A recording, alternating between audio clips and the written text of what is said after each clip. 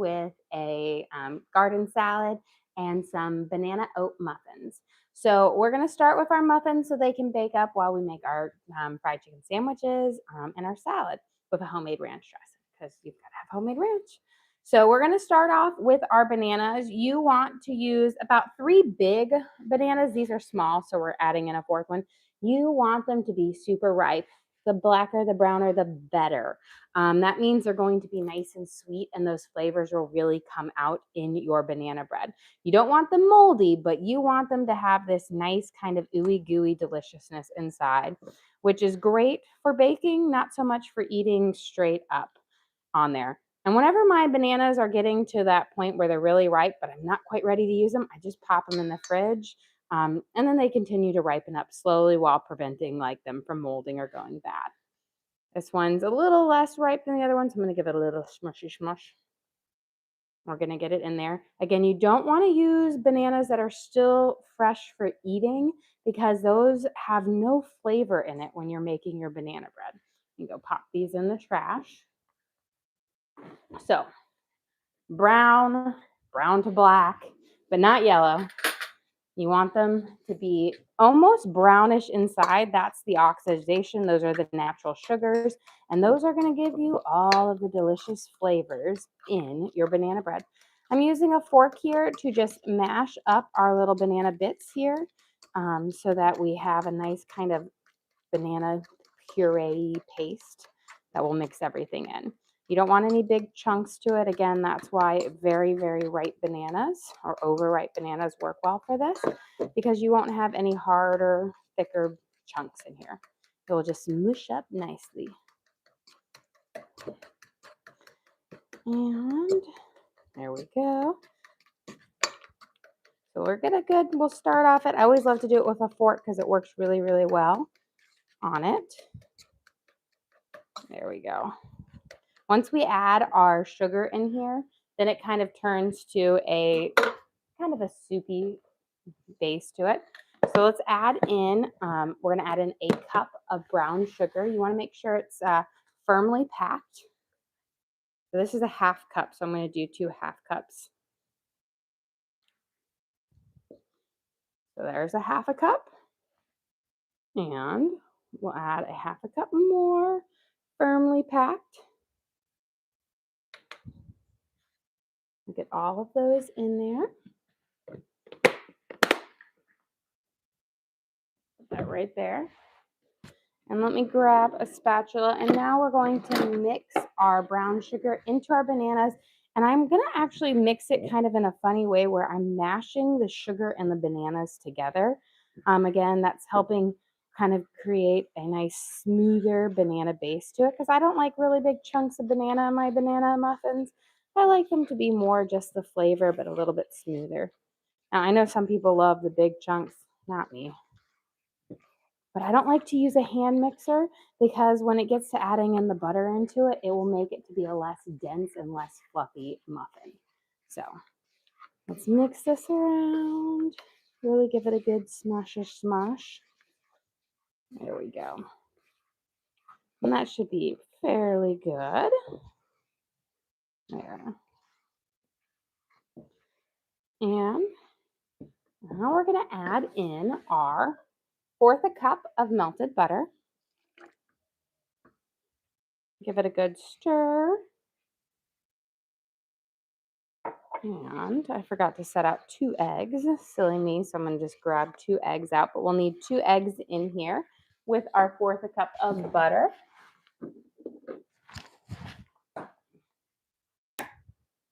So 1 and 2. And then we are going to pop each yolk. That way we can incorporate them in. We'll kind of work them around. And then we're going to add in a 1/2 cup of sourdough discard into our muffin base here. The discard really makes them really moist and wonderful. And as always, it makes them gut healthy. Let's get my measuring cup here. And we'll add in a half a cup of our discard.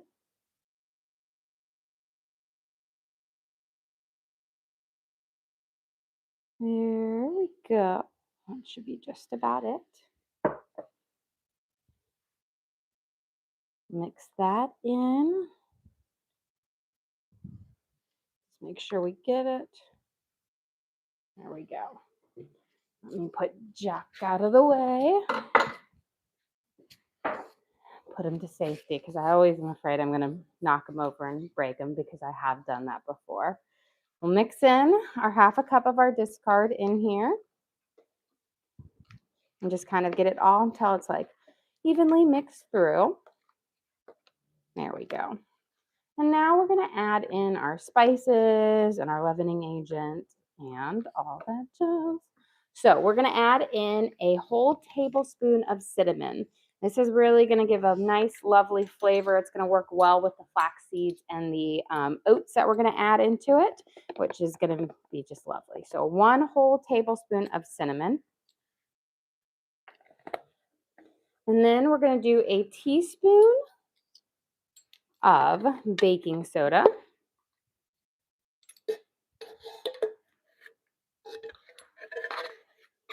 There we go. We're going down to the very last of this can here. That should be about a teaspoon. See if I've got a little bit there. So 1 teaspoon of baking soda, a half a teaspoon of salt, and then we're going to do a teaspoon of vanilla. And then we'll mix those all together.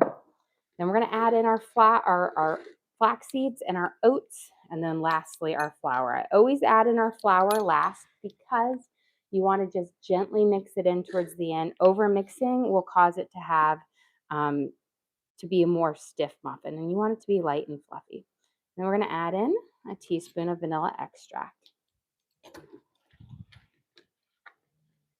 We'll mix this in. That good amount of cinnamon with the brown sugar is going to give this a really nice kind of brownish color to it for it. Makes it a slightly darker banana muffin, but wonderful flavors. And was that baking soda or powder? Baking soda. So you want to use baking soda in here because it's going to really help them rise up. There we go. Mix this around. There we go. Just make sure you got to get all that in so that baking soda really gets mixed around everywhere. Now we're going to add in 1/4 cup of ground flaxseed.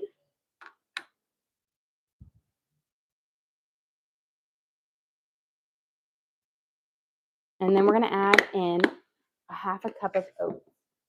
I forgot to set out my oats, so let me go grab my oats real quick. And then we're going to mix in our oats and our flaxseed, and we'll kind of cover them up. We're going to make a nice oaty streusel topping kind of on this as well. So we're going to add in 1/2 cup of oats. You want to use either old-fashioned or quick oats. I'm using old-fashioned here.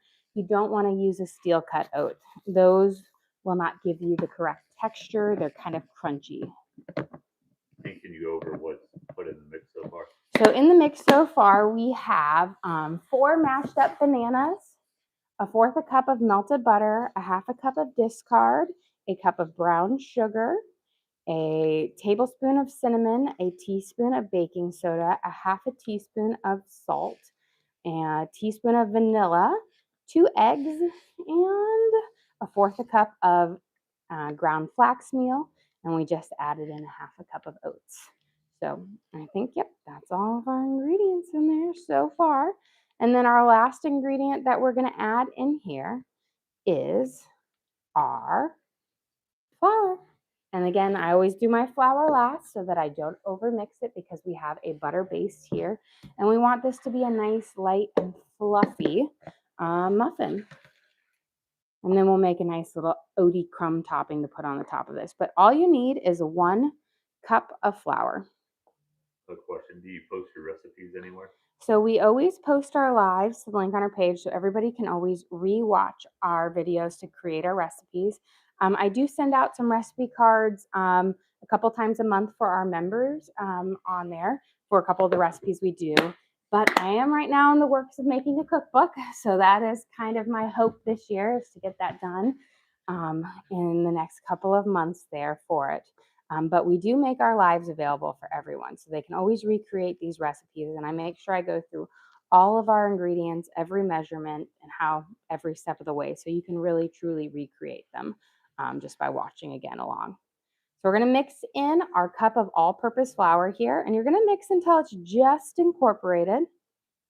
Now, if you want to add any nuts, you could definitely add in some walnuts right now, or pecans.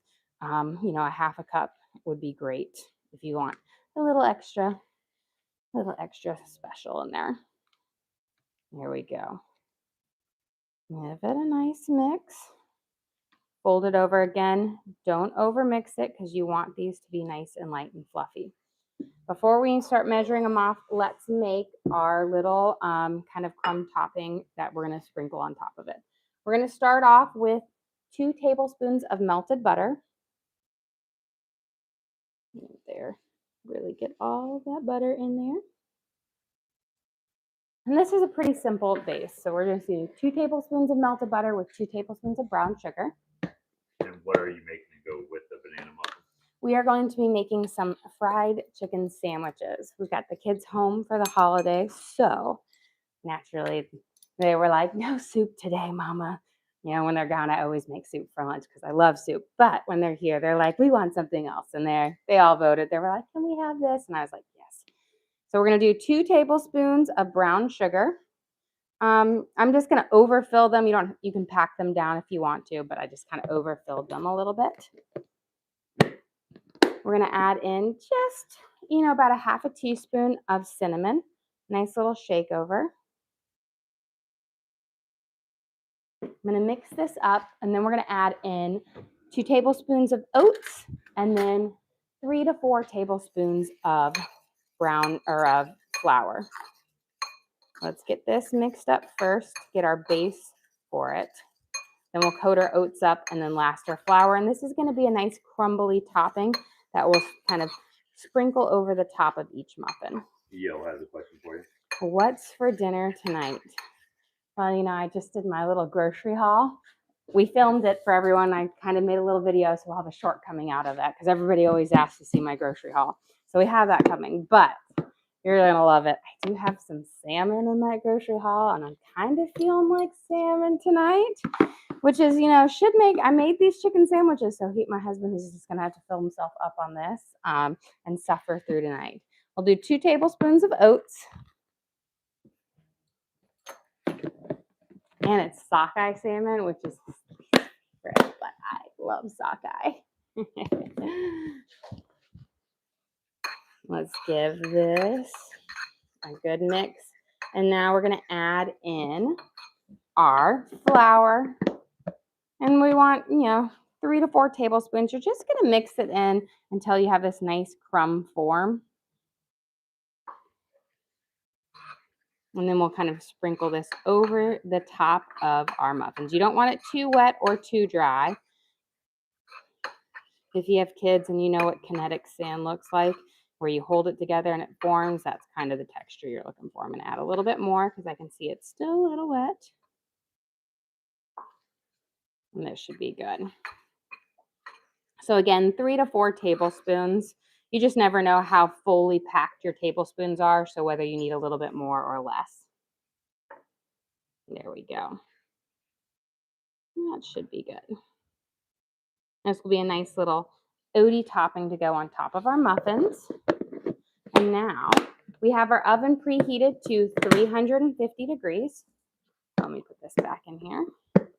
We'll get these in there, baking up. We'll work on our chicken. We'll make our salad, our homemade dressing. And there we go. So let me pop these out. We're going to put a little cupcake line or muffin liner in each one.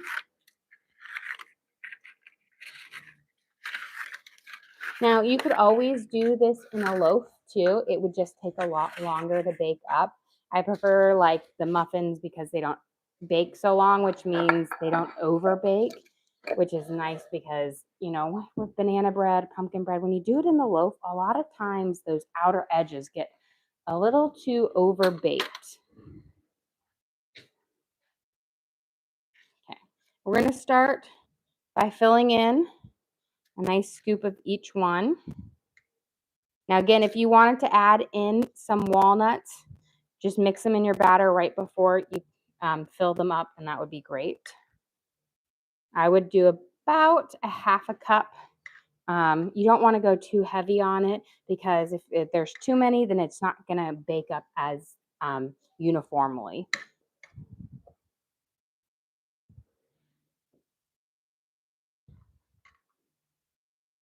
Here. And then once I get that first scoop in, then we'll go back over and even them out.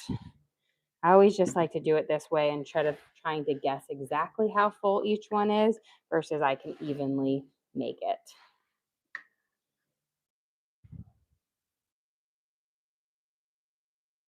There we go. But fill them up to the nice top, because that's going to give you this nice bakery dome on it. And we all love the muffin tops. Those are the best parts of our muffins anyways.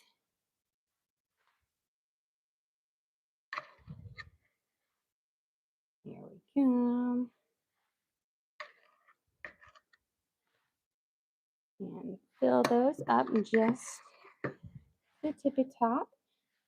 And again, we have a whole tablespoon of cinnamon in here, so that's just going to give us a nice kind of a warm banana bread flavor. So not your classic, where your classic is typically just vanilla and the banana.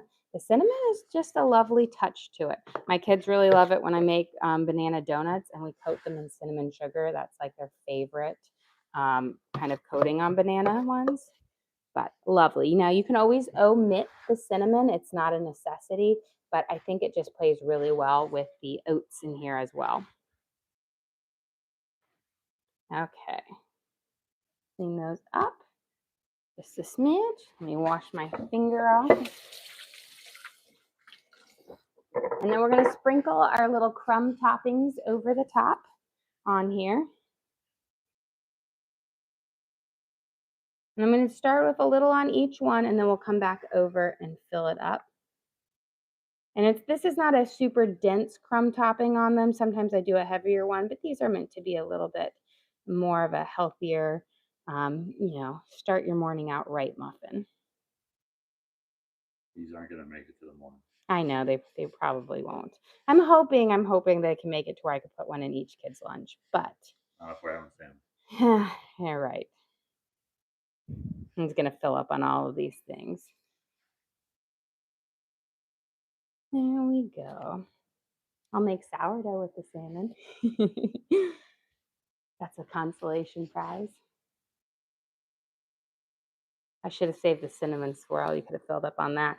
Oh, we baked up our 2 loaves last night and we destroyed them. I was thinking we'd have a good amount left with it, but the Gruyere and black pepper, my mom was like, she typically loves just the plain sourdough. And she goes, I normally don't like cheese in my sourdough, but she goes, this is one of the best sourdough loaves ever. And I said, it's the black pepper. To be honest, you put black pepper on your sourdough and it's a whole nother. I've done it with so many different types of cheese, Parmesan, Gouda, everything. It's the black pepper on there for it. But it is just so good. I'm going to have to make a recipe card for that one. I posted a short this morning. morning. Oh, my husband posted a short this morning of it last night. They were so good. So delicious. Yeah, the cinnamon swirl was last night. Teddy had like 3 big slices, and he kept adding more. And I was like, we're going to have to cut you off, dude. He was like, I need more. And I'm like, we're going to have to cut you off. Okay, we're going to pop this in the oven. I have it preheated at 350, and we're going to bake these for about 20 minutes. Set my timer. Now with the streusel topping, sometimes they need a little bit more time, but I'm always set them at my base 20, and then we'll check on them. I'll give them their little love tap, see if they're firm. If not, we'll bake them up. And I always just double check, because with bananas, you just never know how much moisture there is in them, and if they're going to need a little bit more, a little extra. You don't want to overbake them and set them too much. So I always just give myself an extra minute or 2 leeway. let's get our chicken ready for this. I'm going to mix up my flour for our dredge. Let me grab my knives.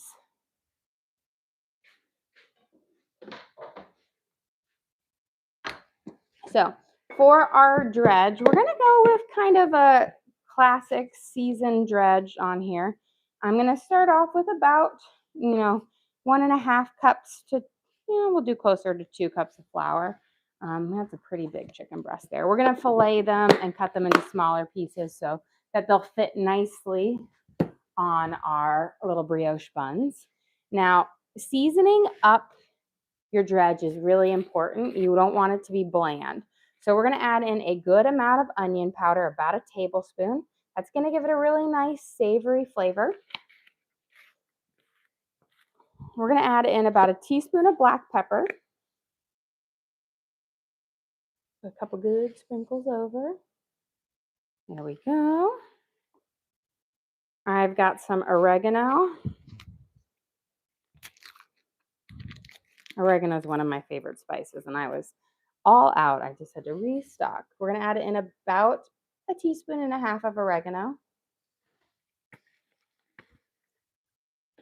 And then we're going to do a teaspoon of Italian spices. And then a teaspoon and a half of a Mrs. Dash's table blend, which is a finely ground spice blend. Mix it all around. And then about a tablespoon of garlic salt.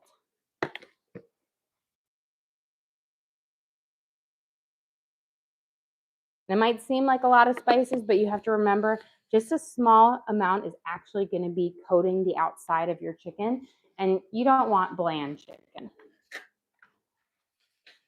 We're going to mix this up, coat it in there, and then after our first dredge, we'll add in some panko breadcrumbs, but we want to make sure it's seasoned up well the first time around, because that first coating is actually going to be the best coating that sticks onto your chicken. So really make sure you get all of those spices really mixed in on there, and that way it's well seasoned too. There we go. That should mix up. And then I probably could get by with 3 eggs, but I'm going to do 4 because, the one thing you don't want to do is run out of either egg or dredge in the middle of your dredging process, because then you have to go and get some more, whip it up. And it's a whole little thing. So I always just add a little bit extra, because I have done that where I underestimated, and then you got to go wash your hands, do a bunch of other, more steps unnecessary. Okay, let's get these whisked up. Poke each yolk, and you want to make sure you whisk your eggs into the egg whites so that you don't have any long stringy egg whites, because then it's going to really make it, when you dredge it, you'll pull up one, and then you'll have this like long stringy snotty thing that doesn't fry up well. There we go. Yeah. That should be good. So pretty good here. And let me get my panko breadcrumbs ready so that we can add those in a little bit. And then we'll get our oil starting to heat up so that by the time I'm ready for it, the oil should be nice and hot for us to drop our chicken in. We don't need to have a huge amount of oil to where it's completely submerged. Just about halfway is good enough. Can you go over the dredge one more time? Yes, so in the dredge, we started off with about 2 cups of flour. Then we added in about a tablespoon of onion powder, a teaspoon of tablespoon of garlic salt, a teaspoon of black pepper, a teaspoon of Italian seasoning, 1.5 teaspoons of oregano, and 1.5 teaspoons of Mrs. Dash's table blend. So a good amount of spices in there. Mix them up well on there, and then we'll add in some panko breadcrumbs. I filleted each piece of my chicken in half so that they're thinner. And because we do want these to fit on a bun and we're going to be breading them as well, they're going to grow in size. We're going to kind of cut them again so that we have nice kind of fillet, sizes.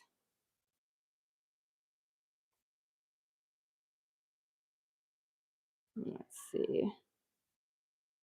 Some of them will be smaller than the others.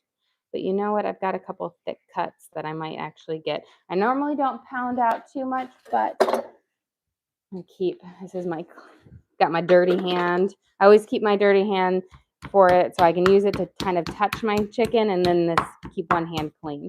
I'll pound out some of my thicker fillets because again, I had a really thick, one of those was really thick, just to keep them nice and around the same thickness.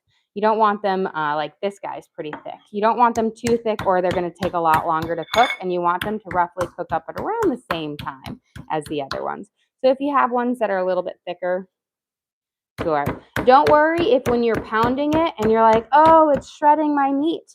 That's actually a good thing. That's going to mean that your piece of chicken is going to be very tender because it broke up all of those little tendons that make your chicken more tough. So whenever I'm filleting, I try to cut against the grain. Oh, we have leftovers from that. I know. Especially since we're having salmon tonight, we won't have leftovers. Not for my husband. He'll make sure he gets the last of everything. And everyone's home. Yes, and everyone's home because it is a holiday. So no school. A full house. You hear them. They're doing gymnastics upstairs. We got chaos. It almost feels like the roof's falling down. But right now we're dredging them. This is our first coating in here. Again, this is why you want it to be well seasoned because this is what sticks onto your chicken the most. Now this also helps kind of create the glue base that holds on that second coating. But again, this is really important because it is the binder. A lot of people, they'll skip this step and they go straight to the egg wash and then the second, and then they wonder why their breading falls off. Well, if you try to just dip your chicken, which is naturally smooth or slimy, into egg wash, which is a sticky, slimy mess, it's just going to slide right off. This creates a texture that the egg then clings to, and then now you've got a surface to work with. So here we've got them all coated up nicely in our first round of dredging. And then we're going to add in our panko breadcrumbs. I'm going to add in about a cup. This is going to add a nice little crunch. I like to use seasoned because it adds in, again, more flavor. Because the more flavor you can get, the better. You don't want to underestimate the amount of spices you need in your chicken, in the fried chicken, because it's a lot more than you think. Feel like we're heat it up. We're not quite ready for them to drop in yet, but we're going to go into, let me spread these out. We're going to go into our egg mixture, then into our dredge. So coat it up just like this, and then over here, and then I like to kind of pile it on, and then we'll flip it over, pop it. Now I always give it a little press down. It helps kind of keep it on, keeps the breading a little bit tighter, knit closer to it, but it keeps it there. And once you've got this down, it goes pretty fast, And I use this kind of process for my pork tenderloins.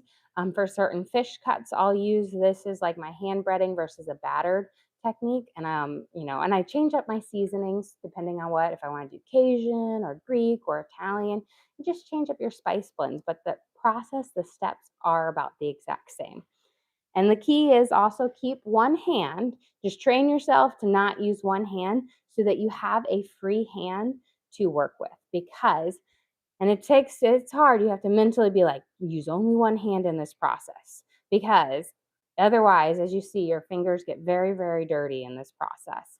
And it's not the easiest to clean them off afterwards. You got to scrub well on it. So to be able to get it all done without having to wash your hands and go back and forth is a win. Paula sent you. Oh, thank you, Paula. We appreciate that. Get this coated up here. And then we're almost about ready for, I think, our first round to drop these in.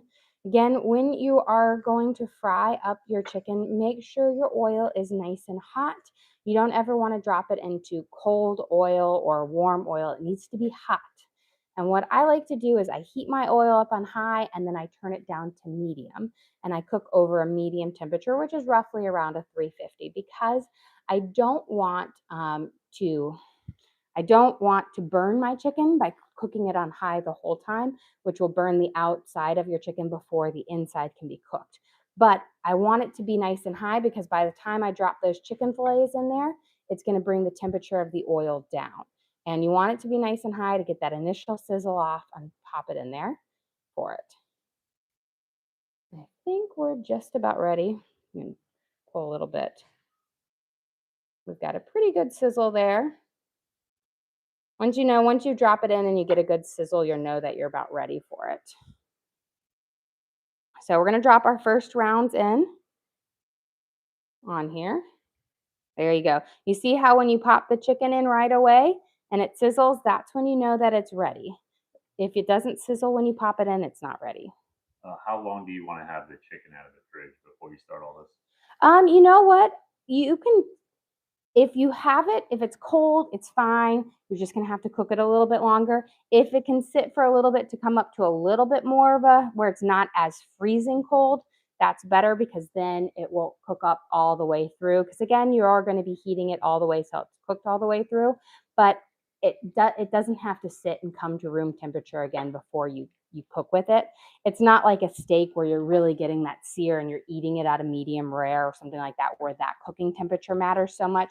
With chicken, it doesn't matter as much. If you have it to a room temperature, then you will, yes, it will cook faster, but at the same time, then your chicken's sitting out on the counter longer, more time for, other types of contamination. So I typically, when I'm ready to use it, I take it out. I have it ready, That one doesn't really impact it so much. Now, you don't ever want to use frozen chicken because frozen chicken, of course, if it's not thawed all the way, then that will take much longer to cook. So you do need to make sure your chicken is, properly thawed.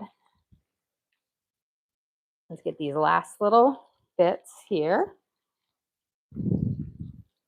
on it.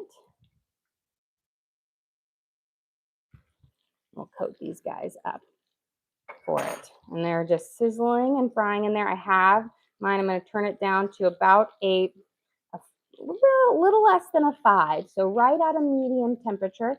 Again, I had my oil up higher to keep that oil up nice and hot. But then I turn it down because when you're frying the food, go low and slow. That's going to give you this nice golden crust on it that's crispy, but gives you ample time to cook your chicken all the way through. And again, your chicken, your times that things are going to take various times depending on how thick your chicken is. Also, what cut of meat. So fish will cook up a little bit faster. Pork tenderloin cooks up a little bit faster than chicken as well. But if you have a thicker cut, that will take a lot longer. So you might want to cook it a little lower too.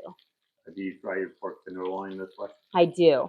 And now I change up my seasonings a little bit differently, but yes, with my pork tenderloin, I do hammer those down out because pork tenderloin is a bit of a less tender meat. So hammering it out makes it more tender. But yes, I do cook it this way for my pork tenderloin sandwiches, which are a hit. My kids absolutely love those. We actually had those last week. Okay, let me give my hands a good scrub. Here.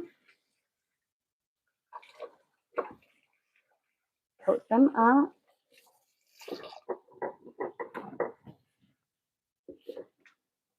There we go. So I'll slide that up here and rotate my pan just a little bit. And I'll know when they're ready to flip is when I start to see just the slightest of golden edges on it.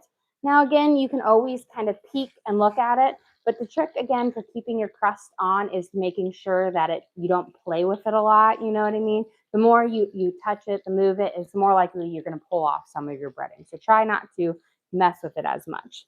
Let's work on making our ranch dressing in here for our our salad, and then we'll whip up our salad and everything. Let me grab a spoon.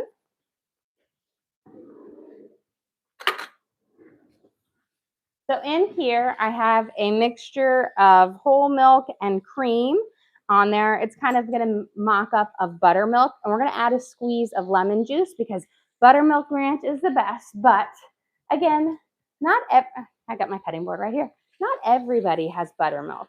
Very few people just buy buttermilk or have it on hand. But it's no biggie if you don't have it. You can make a substitute of it that's pretty similar, cooks the same, tastes similar to it for like the baking oil. So we're going to add in a little bit of lemon juice to it to give it that sour bit of it. That mixture of that cream and the whole milk gives you that thicker texture of it. And that will give you that nice flavor. I actually really love the lemon juice in it because it makes that ranch really nice. So we're going to squeeze it in. You don't need quite a whole lemon, just half on there. We'll let it sit for just a second. Let me check out. I'm going to grab a tongs and a spatula here, and we can look at our chicken and see how it's going. Almost there. See how it's light? I want it just a little bit darker. I want more of it all to be right around that, but we'll look on it for just a few minutes longer on there. Just a smidge on it. Let's add in our mayo. So you kind of want to do equal parts of your either buttermilk or your whole milk and cream mixture with mayo.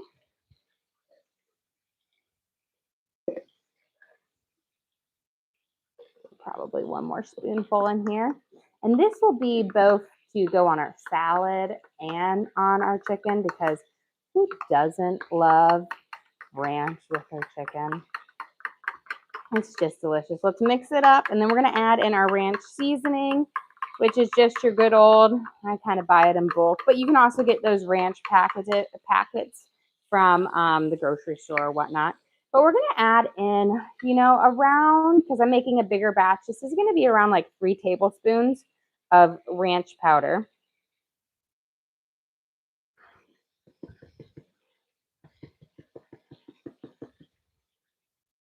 Okay. I think I need a little bit more.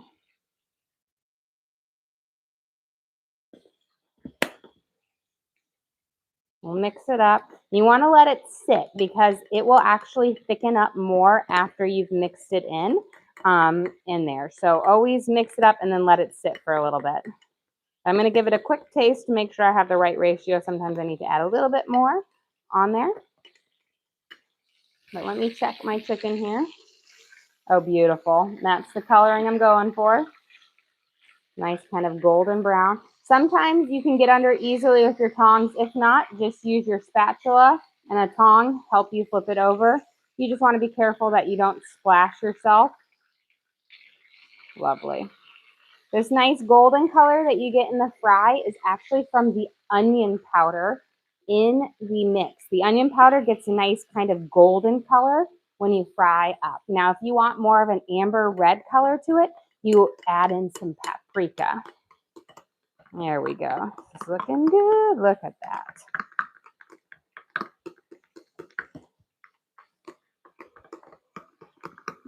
So, nice, delicious.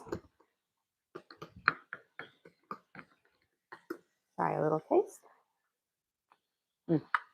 Perfect. Okay, we've got our home style ranch here. I'll set this up to the side. And that will be perfect to put on our chicken as well as on our salad. I'm going to grab out a baking sheet so that we can put our paper towels on to remove our chicken off. That way it can soak up the grease and keep it nice and crispy. Now you don't have to use you can use a cookie cooling rack as well for it. I like the paper towels because I feel like it soaks up some of that extra oil and keeps it again like nice and crispy. Let's go grab our muffins. We'll give them a little tap to see if they're ready because again, I said these might need a little extra because with the bananas and it's streusel topping on the top, I always like to check. So I'm going to come and give them a tap. I think, you know what, they're still a little soft. I'm going to rotate around, and I think they need about 2 minutes more. And that's what I always check. You just always want to make sure that you don't take them out too early because, yeah, they still need about 2 minutes. Because if you do, let me push them towards the back, then they'll cave in and they'll be a bit gummy. So I'm going to add 2 more minutes, and then they should be perfect. But with bananas, especially if you're using, you know, anything type of fresh fruit, you never quite know the actual liquid content in them. And so you always have to adjust that. If they're more liquidy in there, then they're going to take longer to bake up because you have to bake that extra moisture out. Okay, just a rotation on here. Let's get our salad going here. We've got some butter lettuce here. Washed 3 times. Washed 3 times and sealed like Fort Knox. There we go. Oh, look, it is truly sealed like Fort Knox. I've got one seal and another. At least you know it's nice and fresh. Now we've got our butter lettuce, which, to be honest, my favorite type of lettuce because it's such a silky lettuce leaf, but it's one of those more expensive ones, but this was on sale. And so I had to get it because it was on sale. I love getting the Boston Bib ones, which is like the big version of that, and using them to make like a chicken lettuce wrap. So good. So we've got our butter lettuce. Let's get our baby cucumber sliced up. And these chicken fillets will probably be ready to come out here in just a second. We'll slice it down. We'll add this in. I'm going to keep it nice, simple, garden fresh salad so that, you know, happy, delicious. And we'll add our cucumbers on the top. There we go. And let's check our things, and then we're going to go grab our bet you when we come back, these will be ready to come off. Let's go grab our muffins out because I can hear it beeping. Those 2 minutes always go by so much faster than I think. Now we'll give them a little tap here. Nice and firm, and that's what you want. You don't want them to sink in. And grab that.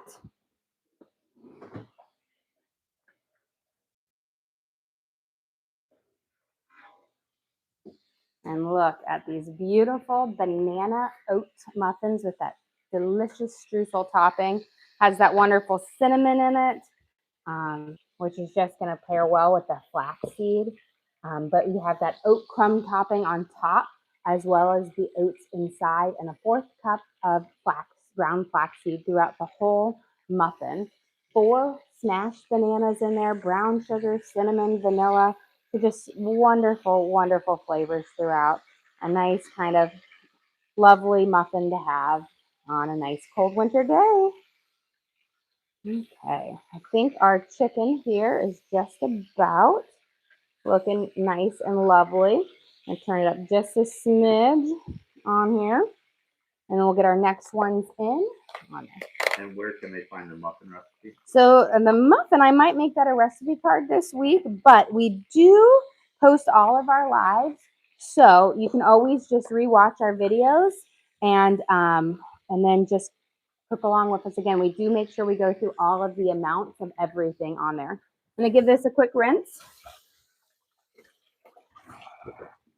Shaky shake. We'll add up some sliced tomatoes in here. And get those in our salad. Let's check these guys out now. Perfect. Now when you put them down, you want to put the side that's dripping in the oil on your paper towel. Just like you would with bacon, that's going to allow it to really crisp up and get that nice and crispy first on there. Because you want that hot oil side down, really brings out like the crispiness of it. So we've got our first round in. We'll drop on our second round of our chicken. And then we'll finish up our salad and we can plate up as well, because I don't need to keep you guys here for this entire second round of cooking, because we'll have at least enough to make up a plate. Get this out of the way.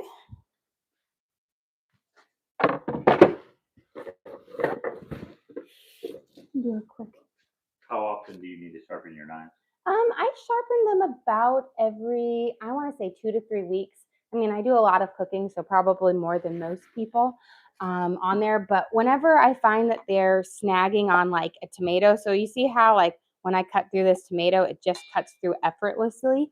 If you can't cut through your tomato effortlessly, then you need to sharpen your knife. Same thing with onions and peppers. Those are the ones that I say if they don't slice nicely, that's when your knife is dull.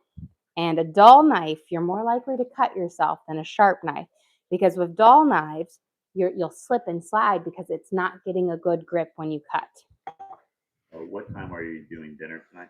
So right now we're kind of, soccer practice has yet to be determined whether it's going to be delayed, moved up, canceled. We're not sure. So if it keeps to its regular time, we'll do our normal like earlier Monday dinner where we'll start a little bit earlier, around 6:30 for dinner for it.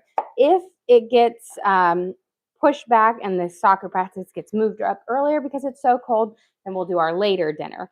They haven't made a decision yet, and that's where it is, the chaos of never fully knowing what our schedule is every day, because youth sports keeps you guys on your toes on there. But we've got our garden salad here with our red onions, tomatoes, cucumbers, and our butter leaf lettuce. Delicious. Look at that wonderful ranch dressing. Let's get ready to serve up here. I'm going to move this over here and we can actually get ready. I've got my brioche buns, and let me bring my beautiful muffins over here. They're still toasty and hot. Get those cooking.